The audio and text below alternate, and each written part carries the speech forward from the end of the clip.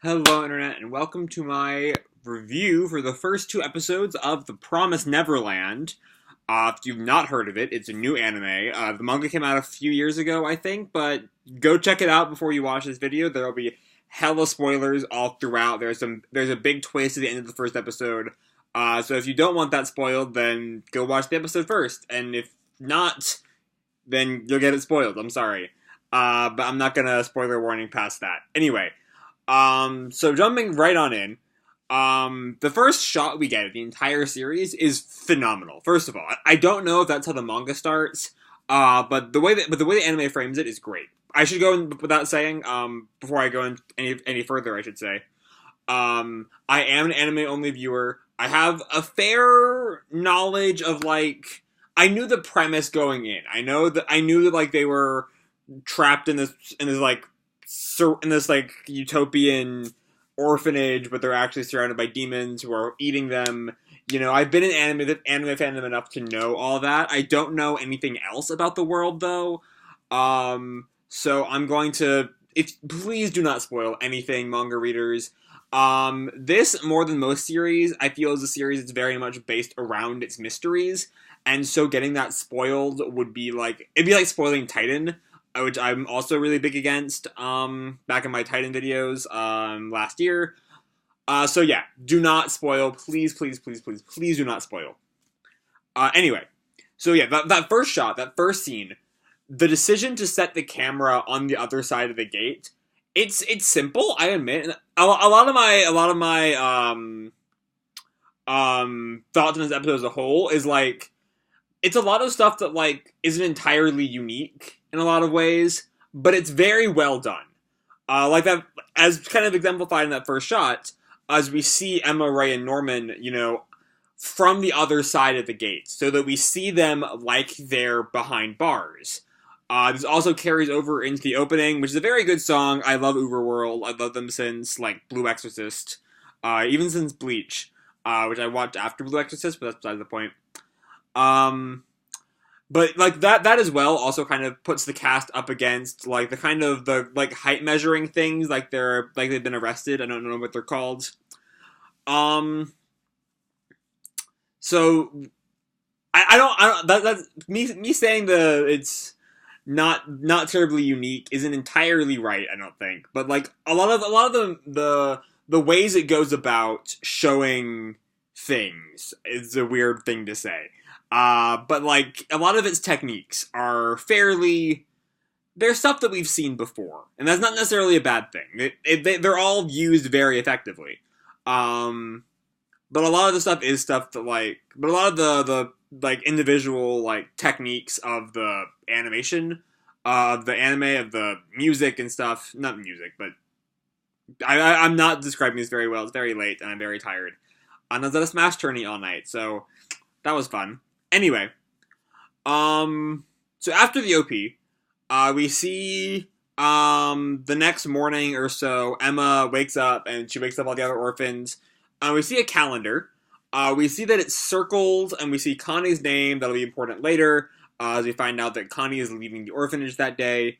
But the thing I want to mention is that the year is 2045. That's mentioned on the calendar. It says October 2045. So is that supposed to be a sign that this is, the future of our world? That there was some kind of, I don't know, the demons, rose up from the depths of hell and conquered humanity or something?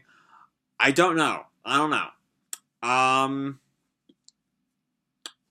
know. Anyway, moving on. That's something that contemplate as the series goes on. We'll have to see what comes of that. Anyway, after that, we get a fairly long segment of just, life being peaceful. How great Emma has it. And it does kind of go on for a while, it's not really bad, it's a good way to see just how happy Emma and the orphans think their lives are, Also, it's just unsettling enough to make you think that, something's up. While also still very much showing that the kids don't recognize anything as wrong. Though I will say there's that segment in the dining hall where we have, dramatic shots of all the numbers on the kids' necks. And that's a tad too on the nose, let's be honest. It's a little over the top. Maybe in the manga that was like consigned to a small section of a page where like we just saw all their numbers in like quick succession. But here they're panned out so dramatically. It's like we don't need it to be this slow at all. It reminded me a bit of a tangent because my ADD meds wore off hours ago of that scene in World Trigger, like episode 10, where the border like bosses are all talking about like talking to the main character Mirumo, I think, if he would like use the training trigger again, which he's not allowed to do. And there's like this pause before he answers, and it slowly pans over every single member of this like 10-person board before he finally answers, and it's so pointless and it's so stupid. And it's not as bad as that scene. Don't get me wrong. It's kind of like the height of like don't do that. And I do love World Trigger before anyone goes off on me. And it does get better after that. That's a tangent there. The scene is kind of like that, but not as bad. But anyway, something I want to talk about all throughout the first episode, both in the first scene where they're at the gate, and then later on at the fence when they find Norman after the second game of tag. Ray, more than anybody else, is very much like the only one who ever like calls Mom a liar before they find out that Mom is like eating people or sending them off to be eaten, I should say. And my implication was that Ray suspects somehow that like Mom is not a good person. Clearly by the end of episode 2, we know he does not expect just what the shit he's in, you know? But like there's definitely a vibe that Ray picks up on more in the rest of the cast. Certainly more than Emma, who's too happy-go-lucky like shonen protagonist to really notice the things that don't add up. And even more than Norman, who's more calm and collected about everything. Though even with all that, once all the gang gets to the gate, the entire, like, all the orphans, there's the scene where they all almost piece it together, that something just isn't right about all this, that there's something wrong with their world. But the way they quickly smack it down does feel like very, child just trusting their parents, like, and that works, for what it is. But anyway, after that, Mom takes Connie out, because her time is up. She's gonna find a foster home, not be eaten by monsters. But while they're leaving, Emma notices that Connie's little, like, stuffed rabbit that she left it behind. And so she runs to the gate, and she and Norman run through the gate. And when we get to the little, like, beyond the gate area, the camera is so... I mean, it's not well placed because it's an animation, but I'm going to say camera because trying to not say camera when it's really the word to use there is just a pain. The way it's drawn, like, it's, like, shot from below, right? So they just look so small compared to everything around them. It's so great. It's just a smart reminder that they're just kids without them saying, we're just kids every 5 seconds. And I hope it's a trick they use fairly frequently. But anyway, they pass through the gate, everything's a little creepy, they find the truck, and Emma looks in the back of the truck, and Connie's dead, and there's your plot twist.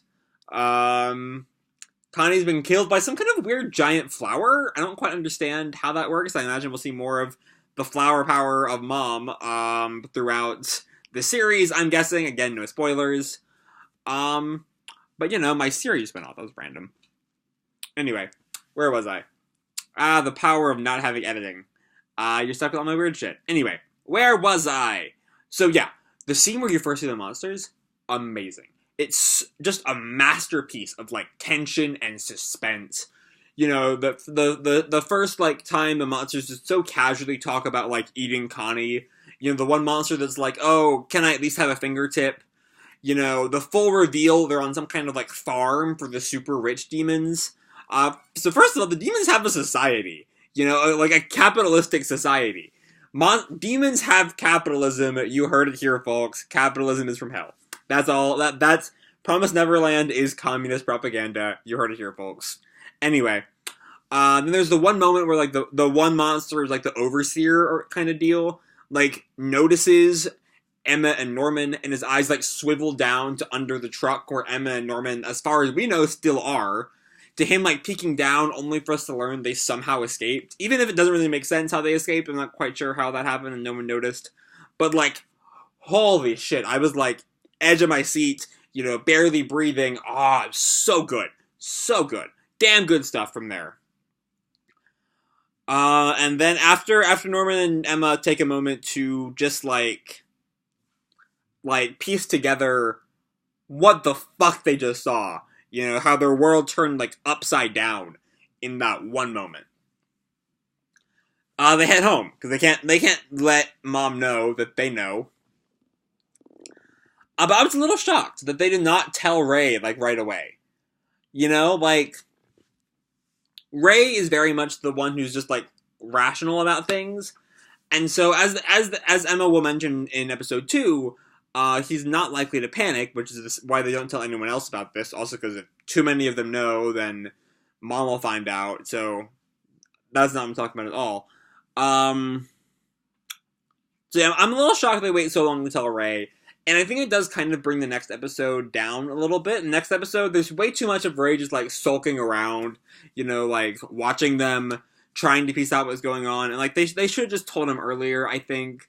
If they had told him here, we wouldn't have to deal with all that, and I don't know. I think it would have been better for Ray to know at this point, and then they could deal with that as time goes on. It would rob us of that conversation at the end of episode 2 that we'll get to in a little bit. But anyway, first we need to wrap up episode 1.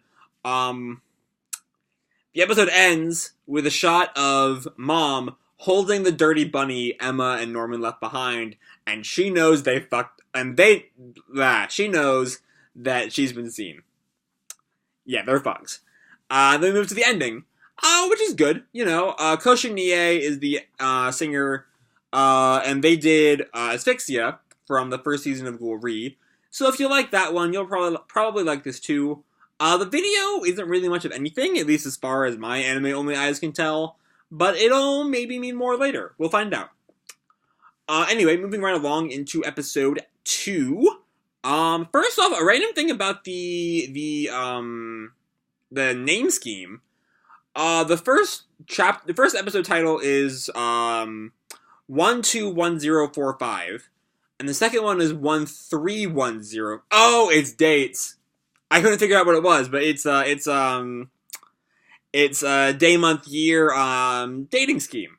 It's because when Connie died, it's October 12th, 2045. And then the next day would be October 13th, 2045. I was going to ask a question about that, but that's what it is. I don't think the manga uses that scheme, though. Or anything really like that. I don't know, maybe the first chapters do. I wouldn't really know. But anyway.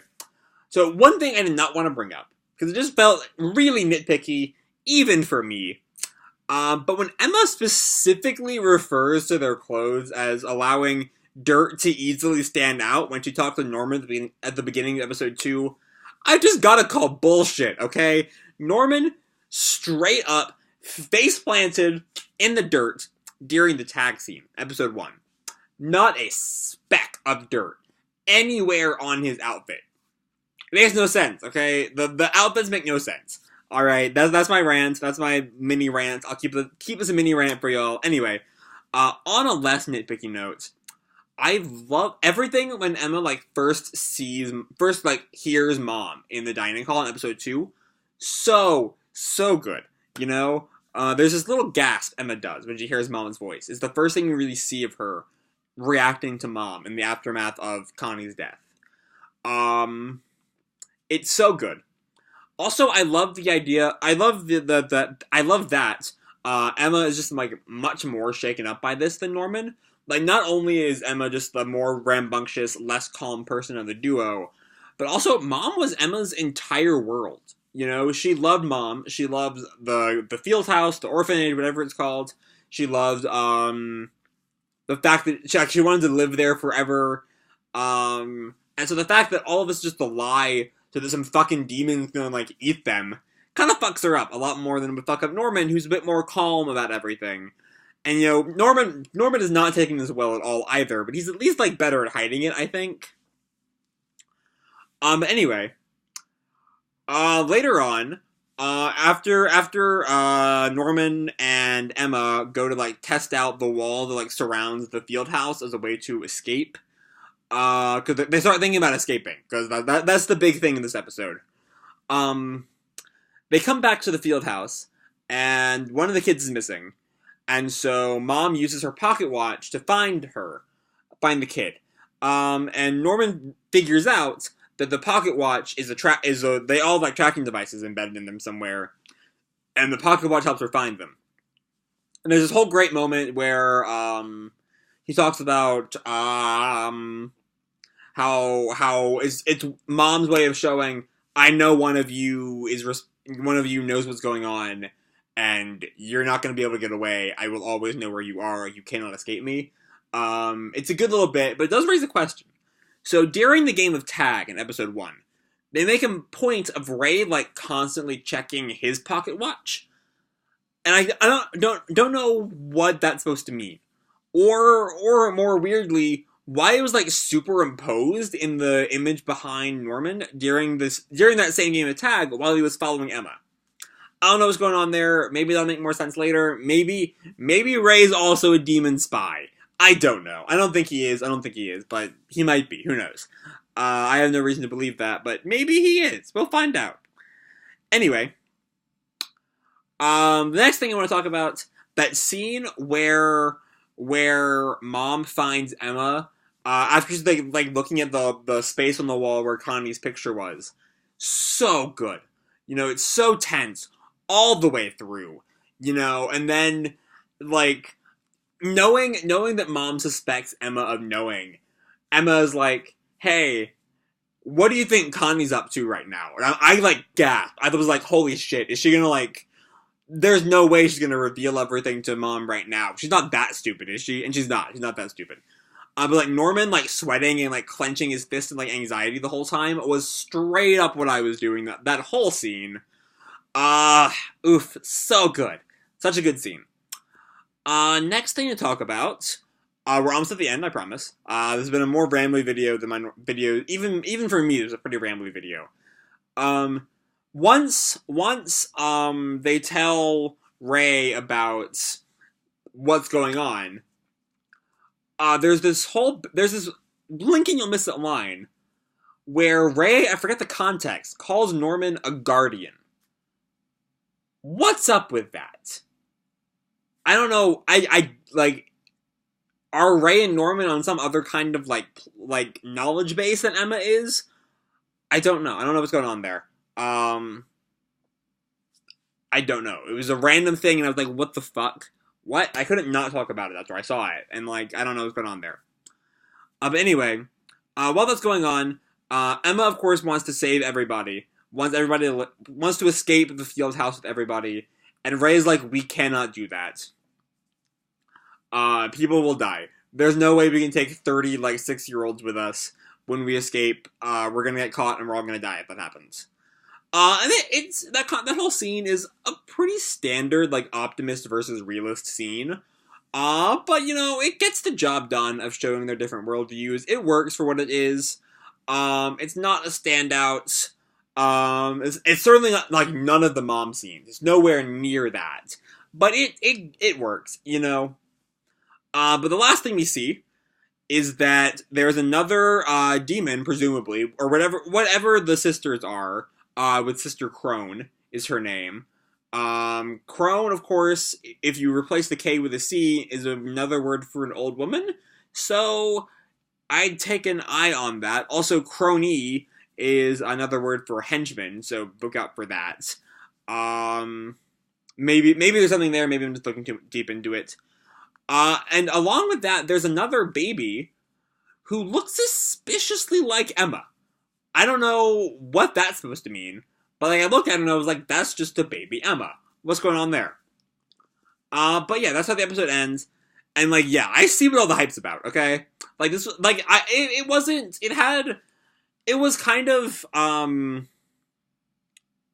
want to say cliche. It was not cliche, but there were a lot of the things weren't always unique. You know, like that Emma and Ray conversation, like the fairly on the nose choices of like, oh look, they think their life is so great, but they're imprisoned. Those were a tad on the nose, though they mostly worked, I will say. The bit where they all show like their prison numbers, so to speak, that did not work at all. That was just too on the nose. But yeah, this is some damn good television, you know? The tension is just phenomenal. Every time Mom was on screen in episode 2, I could not peel my eyes away. You know, and now that like Mom has backup, I imagine things are only going to get even tenser. And like I don't know where we're going from here. Normally this is the part where I say what I think is gonna happen next time. I don't know. I have no idea where we're going from here. So I'm gonna leave this video up here. Hope you all enjoyed the episode and my video. If you did, feel free to drop me a like or subscribe or you know do whatever the fuck you want. I don't really care. And as always, people, keep kicking ass, and I'll see you in the future. Bye.